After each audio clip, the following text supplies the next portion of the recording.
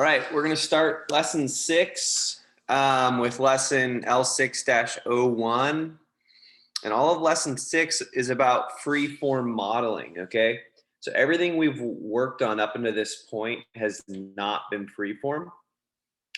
In that we've used the kind of the parametric approach where we create two-dimensional sketches and fully define them and then make extrusions based off of that.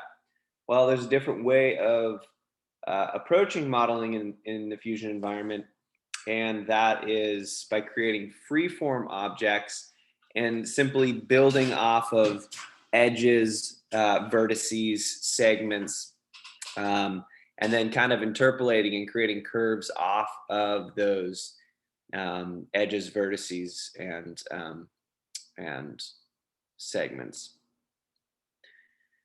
This is a really nice and powerful tool for modeling smooth, I would say smooth curves in like 3 dimensions. So, we'll be building a handle, an ergonomic handle for this saw in lesson 6. And so it's a really quick way to make those really complex curves, wherein, parametric CAD, it might be a little bit trickier or not as straightforward to do that. So it definitely has its place, but the part that I'm not as fond about in freeform CAD is that you can't go back easily to edit or revise an existing design. You don't have the parametrics linked to the design. And so if you want to go scale something or edit it, it's a little bit more convoluted. It's not maybe as straightforward. And at times you might even have to restart.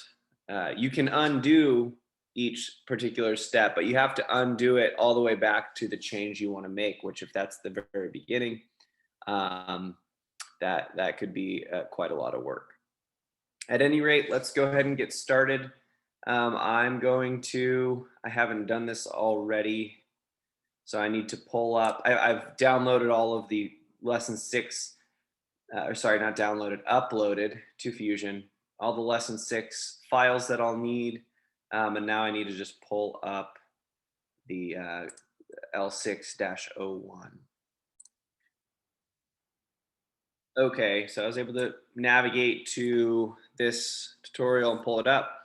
And we're actually in this first tutorial, it's going to kind of be a repeat of what we've done. I think it was end of lesson 4, maybe might have even been in lesson 5. But we're going to bring in a canvas onto a plane and scale it, and it's going to be the same canvas of our reciprocating saw. The only difference here is we're going to do this in creating a form first. Okay, so the canvas is going to be in free form mode, if you will. So open a new untitled document, okay, and the saw image canvas will be inserted and scaled again, but first click create form. So we want to save this image, or sorry, not this image, this file as I'm going to save it in lesson 6 as well as saw image. Okay. Saved there. And now before we get started, we're going to go to create form. Okay. Now we're in form mode, and we know that because we can see on our little history here, the little form icon. We'll go to insert canvas. I've taken the image of the saw and put it into onto my desktop, but if you need to, you can navigate to the lesson 4 Fusion files, and it should be in there in our coursework. But again, I've copied an image of it, or I've copied the file into my desktop. So I'll open that, and real quick, actually, it might be helpful for us to put this in the right orientation, okay? So I'm actually gonna cancel this real quick. And we did this in class last week, but I'm gonna show you guys how to do this again. We can see if we scroll down these steps here. Okay, they're gonna have us put it on the front plane, which we can tell, they're selecting the front plane here, and that is the YX plane. And you can see our default front plane is ZX. So to correct that, if I go like this, okay, we can see that this is the right orientation to the tutorial. There's the YX, the front plane is over here. So I therefore want this plane to be the front plane. And let's just double check that. Take a mental picture of this cube as it is with the Y-axis in the back left corner and the Z-axis along the bottom left, X-axis in the back. So take a mental image of that. And you can see that it's the same here in the tutorial where we got our Z bottom left, our Y in the back left, and then our X in the back. So click on the top face of this cube. It's okay that it snapped to there. Right click, go to set current view as, and then front. All right, you'll see that it switches to front, and now we're all squared away. So that's great. Okay, front plane, select the plane from the icon on the canvas. Okay, so we're gonna go back now, a couple steps to insert canvas and then grab the image. So insert canvas, insert from my computer, saw image, open. Okay, and now is when we're gonna click that XY plane.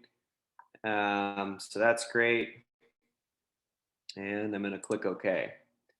So when I go back to this front, I wanna make sure that it's facing the right way. It looks like it is. You've got the handle on the right-hand side and we're in the same orientation. So that's good news.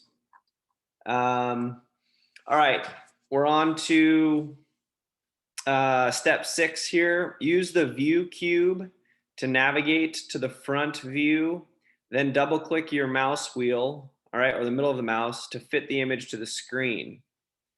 In the browser, expand the canvas folder and then select saw image. Right click it and select the calibrate option from the pop-up menu. Okay, so the first thing you're having us do is just fit the image to the screen. That I would say that's not entirely necessary, but we can run through that if you want. So by double clicking on the wheel, there it snaps to the full view. And then under canvases, they want us to highlight the image itself, right click and click calibrate. This should all be, this should just be review at this point. We're gonna go down, we're gonna zoom in and click on the left part of this line segment that is calibrated for the image at 415 millimeters. Okay, I'm gonna click on the right point, and then right now it shows that in my workspace, the image that segment in my workspace is only 17 millimeters long, but I want it to be a 1-to-1 ratio, which means I want this dimension to match what they have in the image. So 415, enter, and you can see it gets much larger. We can double click on our scroll wheel again. This thing is pretty finicky. It's not doing it for me. Well, I'll just zoom out. My mouse isn't the best for it. And at any rate, if we were to measure between here and here, it would also read 415, which is what we want. All right, step 7, we've already done. The image automatically scales to the appropriate size, but is too large to fit in the window. Okay, double click the mouse wheel if you want to practice that, or the middle mouse button to fit the image in the screen. Great. Okay, we're gonna just click on finish form since we're done in here. And that's the end of this lesson. And they, at the last step, are highlighting kind of what we picked up at the beginning. And that is, you see a little form icon down here, and that's how you can access anything within the form that we're going to build in the next couple of lessons, edit it, change it, whatnot. Cool. On to lesson 2, L6-02.